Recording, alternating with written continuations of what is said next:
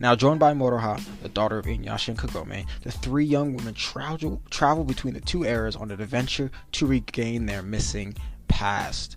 I should go on. So Teru Sato, who was the InuYasha, he was the episode director for the InuYasha anime, is actually directing this anime at Sunrise Studios, and Katsuki Sumisawa is in charge of the series scripts,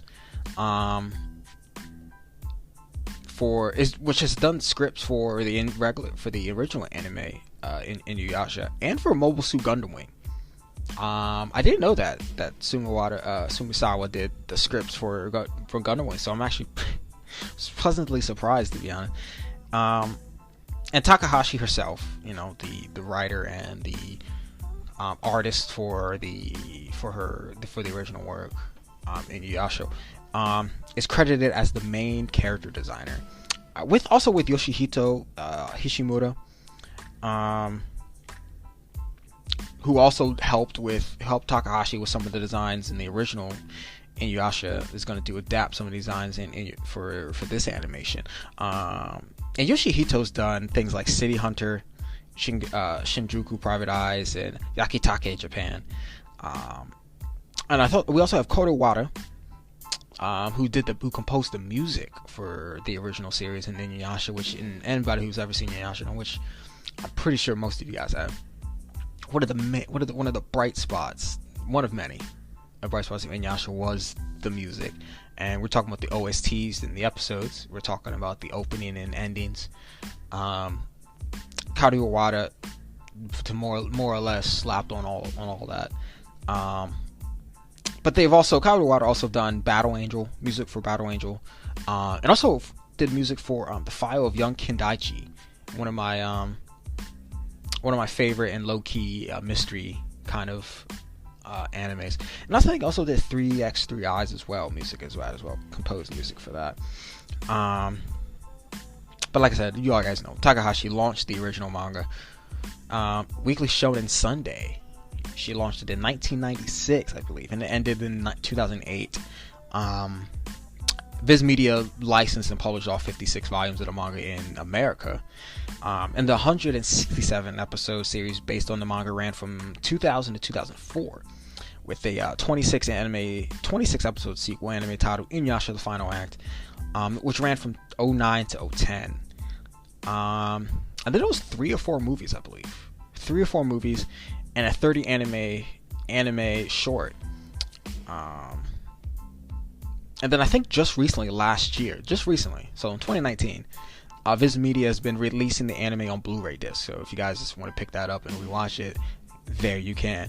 And just in general, anime and the InuYasha anime inspired a smartphone game recently and a whole stage play. But I want to go back. Let's move back into how this describes this new anime. Let's start with the daughters. It's described with and I'll quote again: daughters of Sesshomaru and InuYasha set out on a journey transcending time.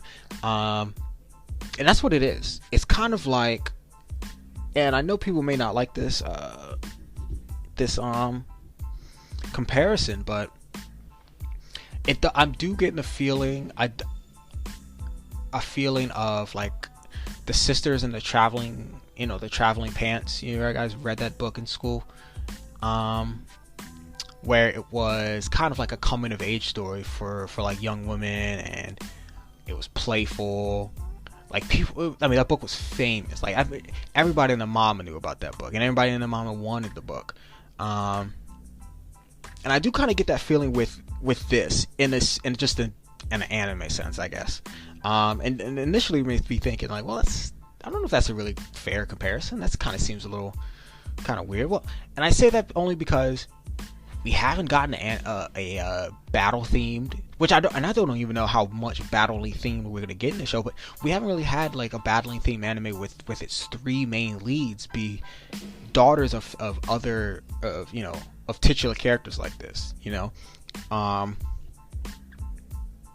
I'm trying to think of another anime of its kind recently, and I'm taking out like some of the magical girl animes like Magical Madoka, because those are obviously they're magical girl animes, but they're also insanely dark, insanely depressing, with convoluted plots, which is also not a bad thing. You know, the plot does get a little convoluted, but it stays pretty true. And it's not, and because it's not like that. You know, this anime doesn't seem like we're gonna be getting any like Magical Madoka kind of anime, or a magical girl type of anime where, you know, it can go insanely dark or just stay pretty light and fun. This seems like kind of a cooler alternative for me, actually. With Setsuna, Towa, and Moroha, Sesshomaru's daughter twins, and then InuYasha's daughter and Kagome's daughter, setting out, going, and which I like to say, well, because it does say here that these three young women travel between the two eras on an adventure to regain their missing past. And I'm trying to, and it does say that 10 years pass.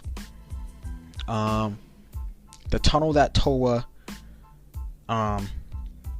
wanders into, apparently, she wanders into, I keep calling her he for some reason, closes, and it doesn't reopen until for another 10 years.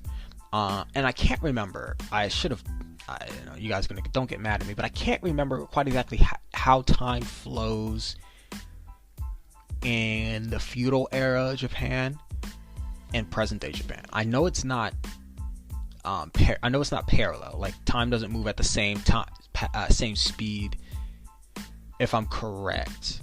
So 10 years in present day Japan, Towa spent, could feel like I'm trying to understand, because there's no ages on these characters that I've found officially. I will say Towa, though, does look significantly a little older than Setsuna and Moroha, though, and I'm just basing that on like kind of the height and just the character design. Moroha looks the youngest. Setsuna looks like to be in the middle, even though she's the twin. She's Towa's twin, so technically they should be the same age. But they just don't look the same age, and I wonder if that's because, you know, Towa spent 10 years in the present day Japan, separated from her sister. But Towa looks a little bit older than the other two, so I'm not sure. We'll see how that plays out. But it's interesting now, though, that on how this plot's going to move forward, because it seems like the main plot line is between the Sesshomaru's two daughters. And you'll think back, previously on this episode, I kind of talked about why, or not why, but why I said Moroha I thought will be the main character of the series, and I kind of put it as a question when I was phrasing that, because I truly don't get that feeling. Because it does feel like that Setsuna and Towa, mainly Towa, are going to be the main focus, which is definitely different and brave on Sato's part on directing this anime, because I think people just assumed that Kagome and Yasha's daughter would be the main character of the show, and frankly, I kind of did the same thing. So I'm interested in seeing what's Moroha's part in the dynamic of this three. Is it going to feel like a really awkward, bad third wheel on all these adventures? Are we going to get an episode where Setsuna and Towa are, they're still early on in their getting to know each other, almost like strangers. There's an enemy. But Setsuna and Towa and Moroha try to take it out.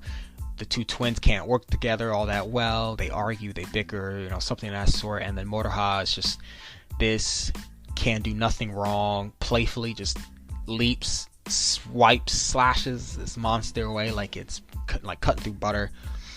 And then we just kind of get those type of adventures for the first few episodes. I don't want Mortal to be like just the muscle of the three.